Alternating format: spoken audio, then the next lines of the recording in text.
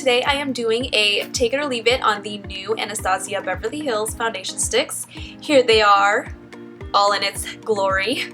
First off, I just want to congratulate Anastasia and Norvina for everything that they have accomplished in such a short amount of time and how big they are in the makeup industry right now. And I think it's amazing the amount of effort and the amount of work that Norvina puts into everything that she does. They're amazing. Like, they are goals. They're like the perfect mother-daughter team. It's like a dream. It's literally, they are a dream. I just want to let Norvina know that we see you, girl. We see you putting in work. Quick disclaimer, the foundations were bought with my own money. I was not sent these foundations. I literally bought them the day that they launched, so I just had to put that out there. All opinions are 110% my own.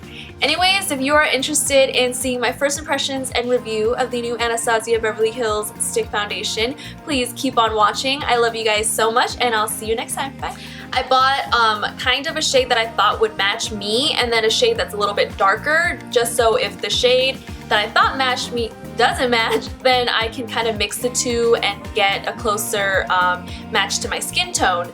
And then the worst part is, you guys, after I purchased, literally probably an hour or two after I purchased, they did like MAC foundation comparisons, and I've gotten shade matched at MAC before, even though I don't wear MAC foundation, and the shade that I bought was wrong.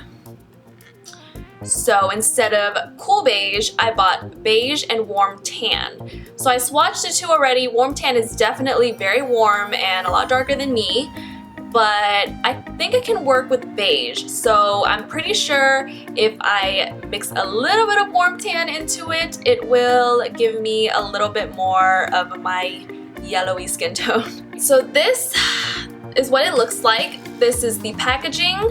It's very sleek, very Anastasia. You guys know their packaging is amazing.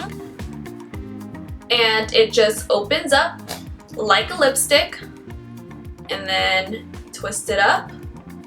So a little bit of details about this foundation. It is a buildable coverage, so I believe it's like a medium to a buildable full coverage. It is meant for normal to oily skin types, and it is definitely, they said, a little bit more of a natural matte finish than any, you know, dewy or any type of glowy finish.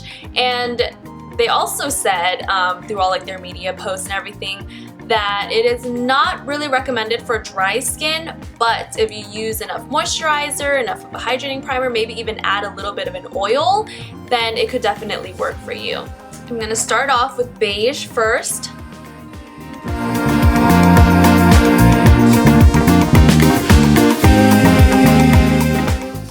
And then I'm gonna add a little bit of warm tan just to give my skin a little bit of warmth, because beige is a little bit too pale for me.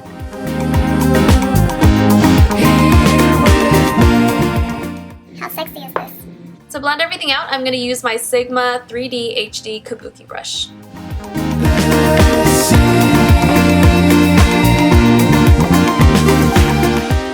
So I don't think I applied enough. I kind of went a little bit more minimal here. I mean, I don't really see much of a coverage just because I feel like I did not apply enough, so I will apply a little bit more after I blend everything out. But it's very easy to blend. So I like that. I love it when a foundation is supposed to be fuller coverage, but easy to blend.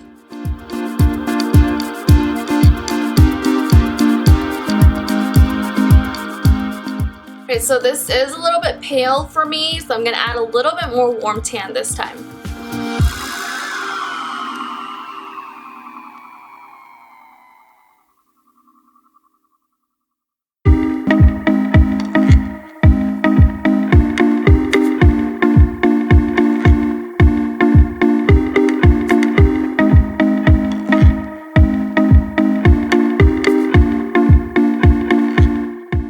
Alright guys, so I am done applying the foundation. I can definitely see that this is a pretty matte finish. It is a natural matte, so it's not like a super like suck up all the hydration matte. I mean, you can still see that I'm a little glowy here. Do I think that this is a medium coverage? Yes, I do feel like if you use enough. Like, I don't know how much you're supposed to use. When it comes to stick foundations, I am a very confused little person. Like, I do not know what's the standard, how much to use. So I'm not one to be like, oh, you can only use this much, and if you use this much, it has to be full coverage or medium coverage. No, like, I don't know. Alright guys, so the time right now is 11:56. I am going to finish off the rest of my face and then I'll check back in with you. So the time is 12:21 and so far so good. I do feel that this foundation is dry, but hey, they warned you. Like, I think we all know this about me by now, that my nose area right here is just dry as a desert and it's annoying and I hate it, but it's me. So this area right here is definitely dry, and around my mouth is a little bit dry, not too much. I'm pretty sure if I maybe added like a hydrating oil around my nose and around my mouth that it would go away. Everything else looks fine. It is a little bit light for me because I didn't add enough of the warm tan. I was too afraid to do so. So it is a little bit light, but you know what? It works for me. This hair will it'll just cover it. We'll be good. But yeah, I will definitely insert the flash photo and the natural daylight photo after this clip. I will check back in with you guys in a few hours to see how the foundation is holding up. I will talk to you soon. Bye.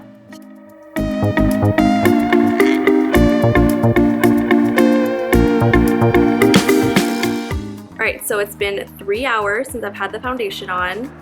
Sorry the lighting sucks, and excuse my crappy lips because I have not reapplied yet and I just ate a lot, so. But the foundation does look a lot better. It's adhering to my skin more, it's looking a little bit smoother and less dry, which I really like. But yeah, I'm really loving it so far. I cannot wait to check back in with you in a few more hours. I will see you then. Alright, so it's been about 7 hours since I've had this foundation on. I had to reapply a little bit of my blush and bronzer because I kind of took a nap.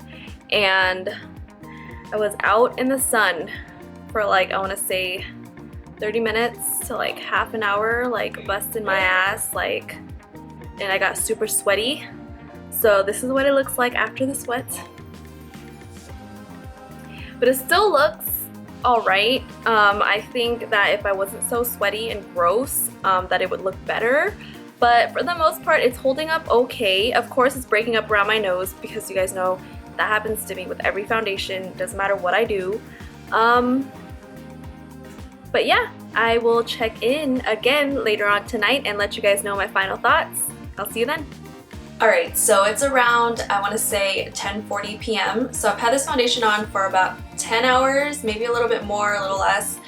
And to me, it did kind of oxidize a little bit. I don't know if you guys remember, but when I first applied it, it was a little bit lighter than what it looks like now. And it might have just been because, you know, I sweat a lot today, so maybe that's the reason why it oxidized.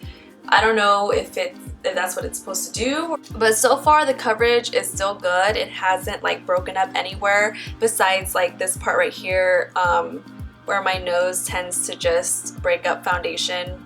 I don't know why. For the most part, I think that this foundation does do a really good job at helping you stay kind of a natural matte finish, which it said that it does. Do I think that the coverage is super full? Not really. Maybe if you build it up enough, it can be. But once again, I didn't do that. So my final thoughts on this foundation, I take it or leave it. I would say take it. For somebody who is normal combo or oily skin, it would be a good idea. For somebody who's very dry, I would probably stay away from it. So I really like this foundation. I cannot wait for it to hit stores so you guys can try it out too. Of course, I bought the wrong shade, so I'm probably gonna have to go and buy the right one. Alrighty guys, thank you so much for watching. I hope you guys like this first impressions and review of the new Anastasia Beverly Hills foundation sticks. Let me know what you think.